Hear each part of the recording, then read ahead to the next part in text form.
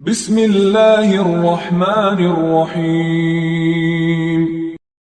زید بن ثابت رضی اللہ تعالیٰ عنہ سے روایت ہے کہ رسول اللہ صلی اللہ علیہ وسلم نے رمضان میں ایک حجرہ بنا لیا یا اوٹ پردہ۔ بصر بن سعید نے کہا میں سمجھتا ہوں وہ بوریے کا تھا۔ آپ نے کئی رات اس میں نماز پڑھی۔ صحابہ میں سے بعض حضرات نے ان راتوں میں آپ کی اقتدا کی۔ جب آپ کو اس کا علم ہوا تو آپ نے بیٹھ رہنا شروع کیا، نماز موقوف رکھی، پھر برآمد ہوئے اور فرمایا تم نے جو کیا وہ مجھ کو معلوم ہے، لیکن لوگو تم اپنے گھروں میں نماز پڑھتے رہو، کیونکہ بہتر نماز آدمی کی وہی ہے جو اس کے گھر میں ہو، مگر فرض نماز مسجد میں پڑھنا ضروری ہے۔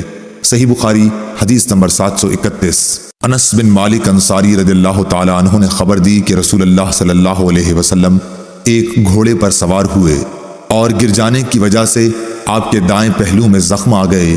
حضرت انس رضی اللہ تعالیٰ عنہ نے بتلایا کہ اس دن ہمیں آپ نے ایک نماز پڑھائی، چونکہ آپ بیٹھے ہوئے تھے اس لیے ہم نے بھی آپ کے پیچھے بیٹھ کر نماز پڑھی۔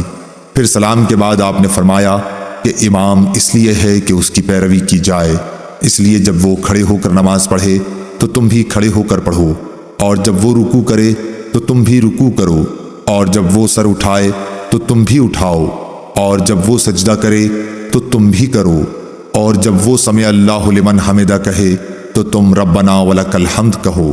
صحیح بخاری حدیث نمبر 732۔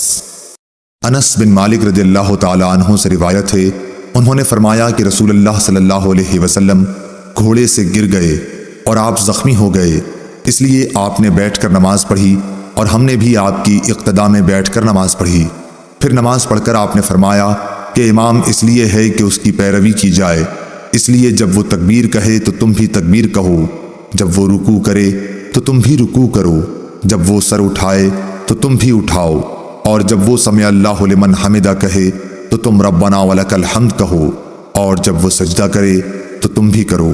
صحیح بخاری حدیث نمبر 733۔ حضرت ابو ہریرہ رضی اللہ تعالیٰ عنہ نے کہا کہ رسول اللہ صلی اللہ علیہ وسلم نے فرمایا امام اس لیے ہے کہ اس کی پیروی کی جائے، اس لیے جب وہ تکبیر کہے تو تم بھی تکبیر کہو، جب وہ رکوع کرے تو تم بھی رکوع کرو، اور جب وہ سمع اللہ لمن حمدہ کہے تو تم ربنا ولک الحمد کہو، اور جب وہ سجدہ کرے تو تم بھی سجدہ کرو، اور جب وہ بیٹھ کر نماز پڑھے تو تم سب بھی بیٹھ کر نماز پڑھو۔ صحیح بخاری حدیث نمبر 734۔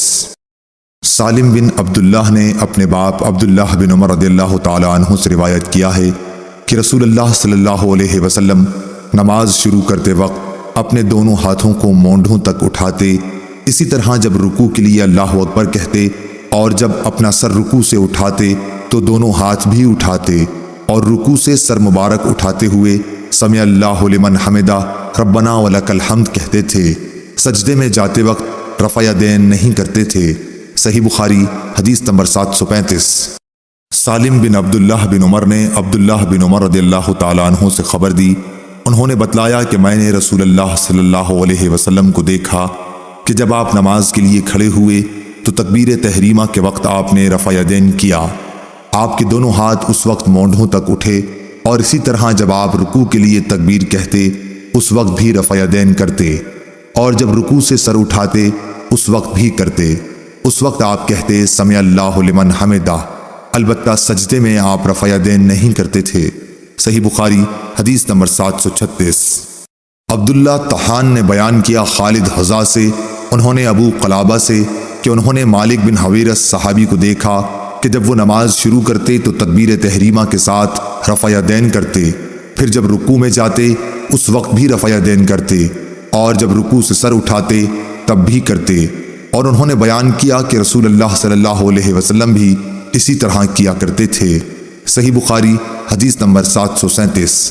عبداللہ بن عمر رضی اللہ تعالیٰ عنہ نے کہا کہ میں نے نبی صلی اللہ علیہ وسلم کو دیکھا کہ آپ نماز تکبیر تحریمہ سے شروع کرتے اور تکبیر کہتے وقت اپنے دونوں ہاتھوں کو مونڈھوں تک اٹھا کر لے جاتے، اور جب رکوع کے لیے تکبیر کہتے تب بھی اسی طرح کرتے، اور جب سمع اللہ لمن حمدہ کہتے تب بھی اسی طرح کہتے، اور ربنا ولک الحمد کہتے۔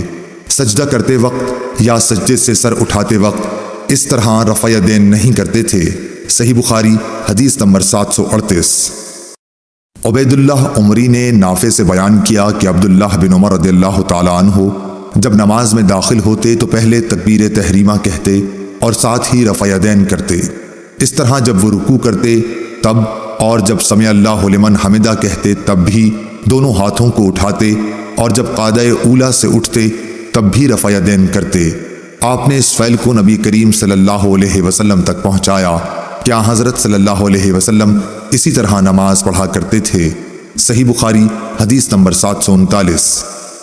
امام مالک رحمۃ اللہ علیہ نے ابو حازم بن دینار سے، انہوں نے سہل بن سعد رضی اللہ تعالیٰ عنہ سے روایت کیا ہے کہ لوگوں کو حکم دیا جاتا تھا کہ نماز میں دایاں ہاتھ بائیں کلائی پر رکھیں۔ ابو حازم بن دینار نے بیان کیا کہ مجھے اچھی طرح یاد ہے کہ آپ اسے رسول اللہ صلی اللہ علیہ وسلم تک پہنچاتے تھے۔